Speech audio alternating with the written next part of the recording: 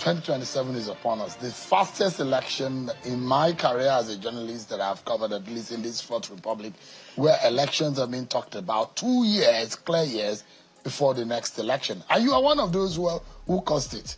As soon as you left the APC and you started criticizing this government, and you warned that you're going to send President Bola Tinubu back to Lagos, you are going to retire him, there are those who are asking, how would you do that?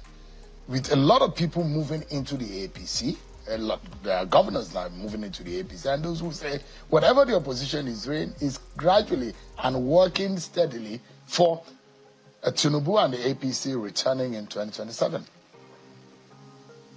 They can believe what they want to believe. They can engage in self-delusion. They can use the carrot and stick tactics, to lure governors or intimidate them into joining. Governors that know what they are doing, taking from the till, will have no choice but to join the APC because, when you are in the APC, you are immunized from being investigated for corruption. They will do all that. But at the end of the day, the Nigerian voter will decide based on President Tinubu's performance and the performance of governors. It is not a governor moving to a party that will make that party win elections. I was governor of Kaduna State. I was one of Bola Tinubu's biggest campaigners, but I couldn't deliver the state to him. Bola Tinubu himself couldn't win his state with his own governor in place. So these things are not as theoretical as people want them to be. And if you want to engage in self-delusion, you are free to do so. So I will not tell you how we are going to win, but I tell you very clearly, and I've said this before and I'll say it again, the worst case scenario in the 2027 elections is that no winner will emerge in the first round. We may have to go for runoff. And Bola Tinubu will not be on the ballot for the runoff because he will at best be third in the election. He has no pathway to win. I have done the maths, I have done the analysis. He will be at best third. But he can deceive himself. He may think, I have money. Because they have taken all the money in the country. I have INEC, I have the police, I have the army. You know what, President Tinubu? Invite President Jonathan for a chat and ask him if he didn't have all this in 2015 and we got him out. Is the case still the same, similar to 2015? It's there are worse. those who will say Tinubu has never lost an election. And it's different as a politician compared to Goodluck Jonathan. Tinubu has never lost an election? That can be contested, but it's okay. He has never lost an election. It's a political strategist. He's this, he's that.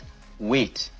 Nasir El-Rufai has said, if you want to learn some lessons, invite President Jonathan for a chat over coffee and ask him what happened in 2015. That's all.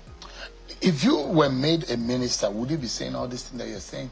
If I was made a minister, I would probably have resigned. Once I saw the direction of the government, I would have resigned and I would have said the same thing. People think that this minister is a big deal. I was minister when I was 43 years old, 20 years before. They're still talking about what I did in FCT. People forgot that I left the FCT 2007. I left the FCT 18 years ago. Okay? And I have no desire to be minister. I didn't want anything. I've made it very clear. People can come and say all kinds of things, revise history and so on. They are free to do so. As I said, people's opinion of me doesn't make me lose any sleep. I don't care. I know who I am. I know what I am. I sleep well every night. And I don't need anyone to validate me or your criticism to affect me. Because your disqualification was based on security, that you're a threat, you're a security threat. Yes. And that's why. Yes, and I'm still around. They couldn't have you in government. I'm still around. But Bella Turji is not a security threat. Dogo Gide is not a security threat. Every day they announce they have killed one, but the most important terrorists are still roaming the streets. The security story is all an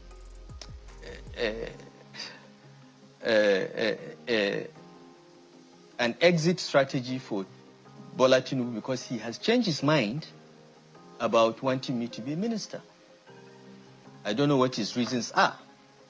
But he changed his mind. I understand that you had ambitions and you were going to use that office for your own personal ambition, and it was clear. Those are what I heard that really happened. Well, I'm hearing this one. First, I'm probably the only politician in Nigeria who has never had ambitions. Every position I've held in office, I was asked, I was invited, I was literally begged, like Tinubu begged me on the platform in Kaduna to serve because I get things done.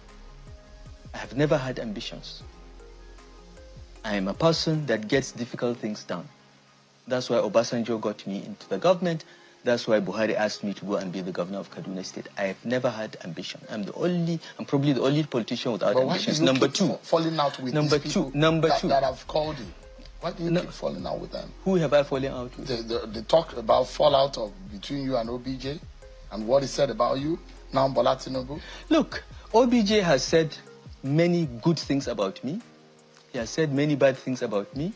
But today, tomorrow, go and ask him. OBJ will tell you I'm one of his best appointees ever.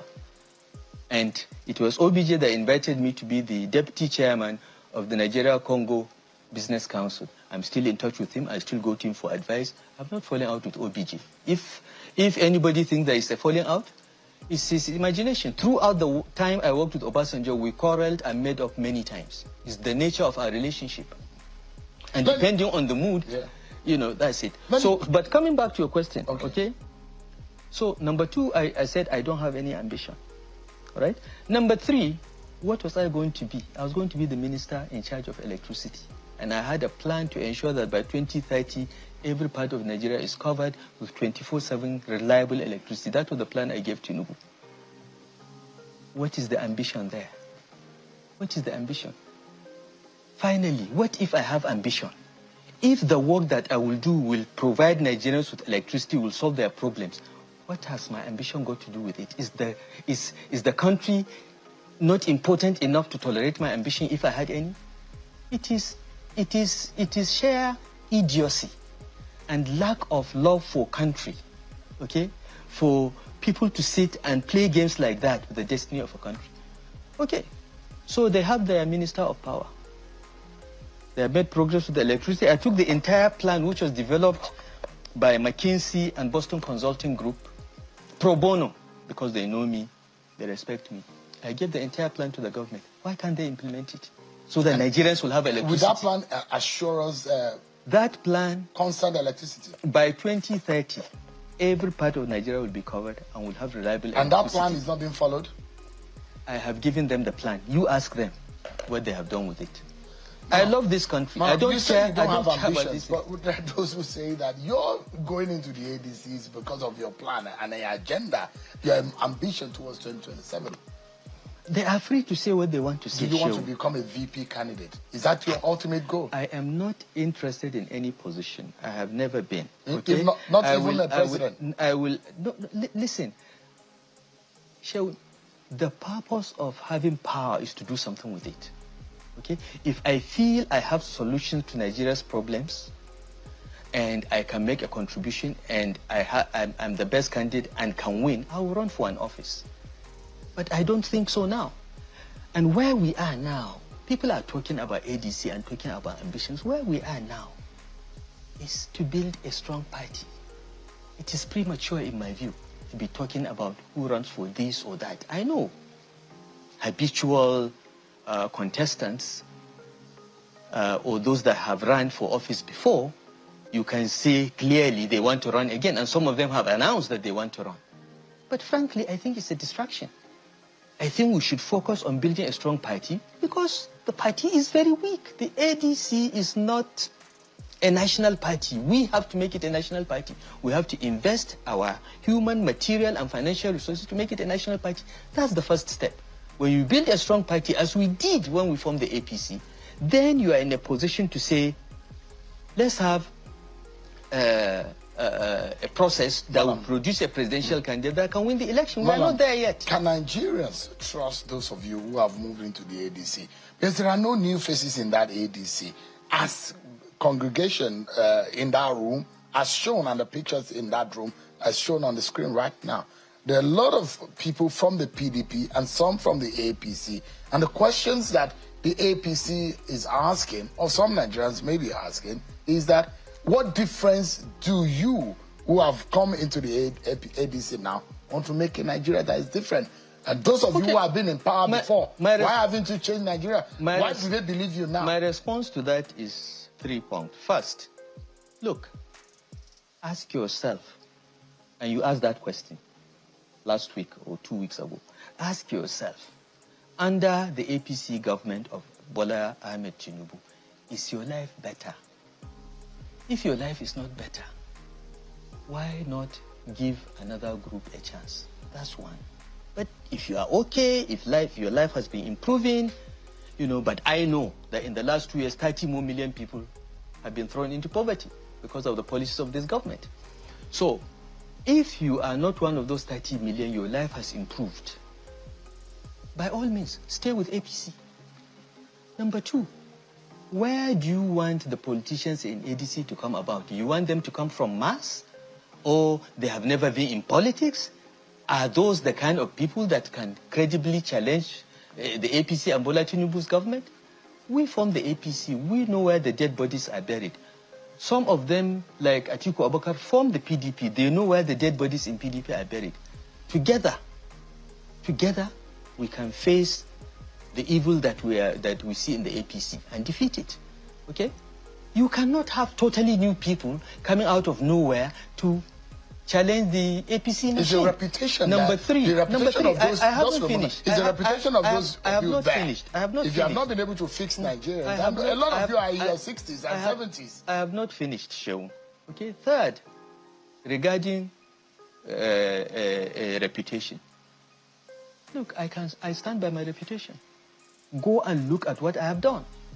I have never been given the opportunity to change Nigeria. When was I president?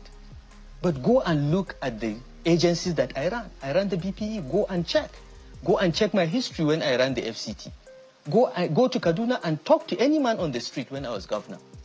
I can speak for my reputation. You cannot, you know, Rotimi Amechi can speak on his record.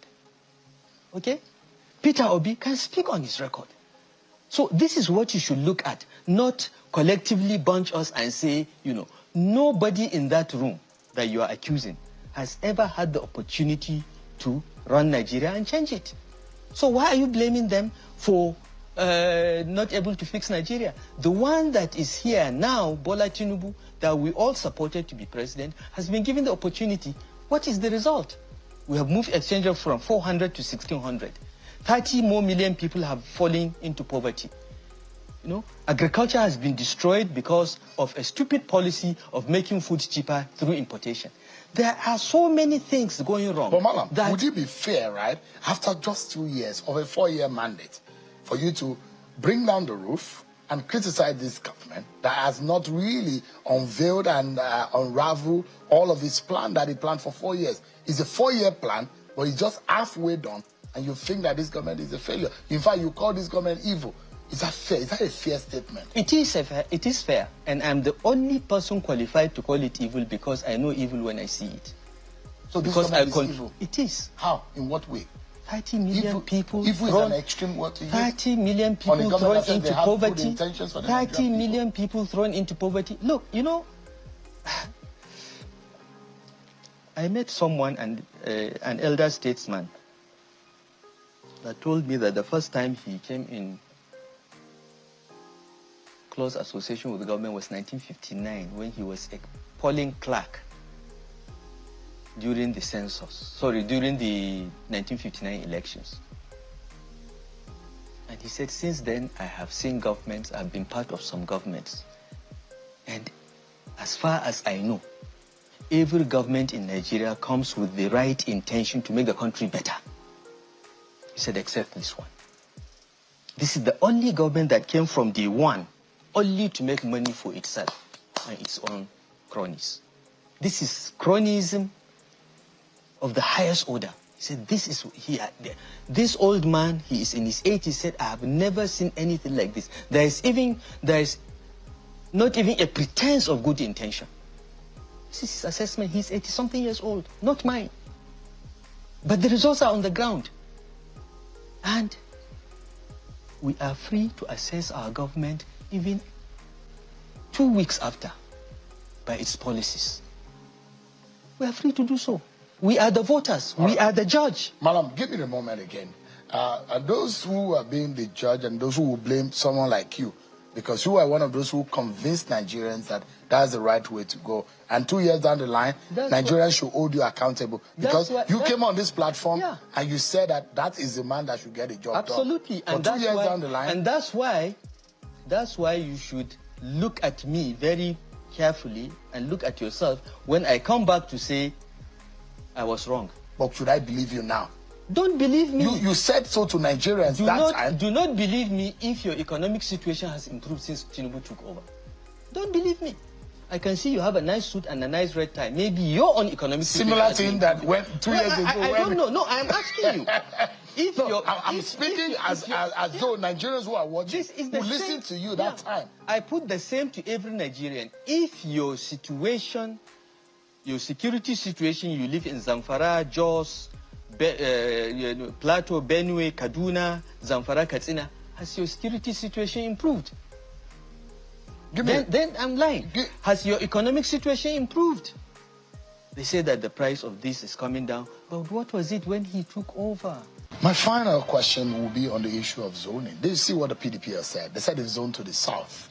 And there are those who say that means that should every other political party consider going to the south, and the likes of Rotimi Amechi and Peter Obi have said they will only do 4 years if they get into office. What are your views about, is it a winning strategy? Is the ADC, should the ADC consider a southern candidate? Because you are one of those who said south was the way to go in 2023 for the APC. Yeah, look, in 2023 I was in the APC, and I believe that the honorable thing to do after 8 years of Buhari was for power to go to the south.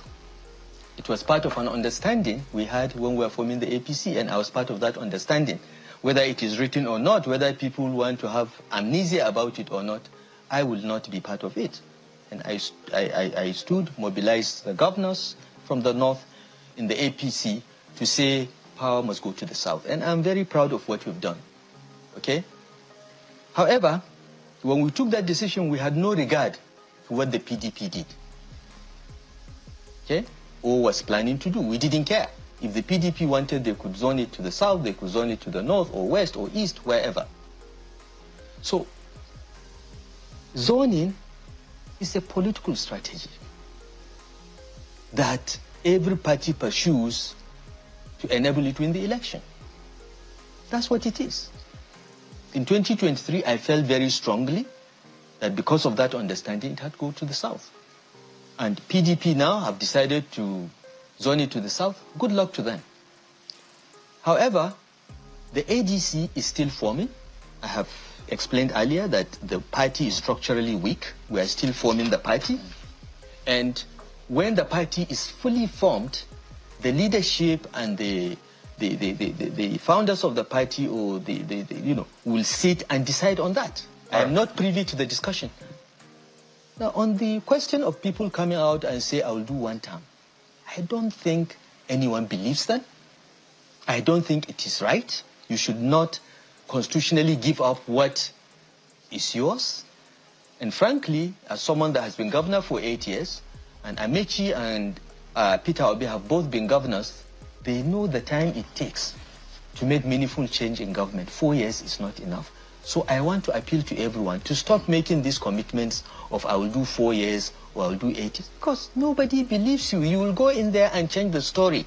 Okay? Malam, let us wait for our party to settle, and we have a discussion and decide what is the way to win. Because that's the starting point.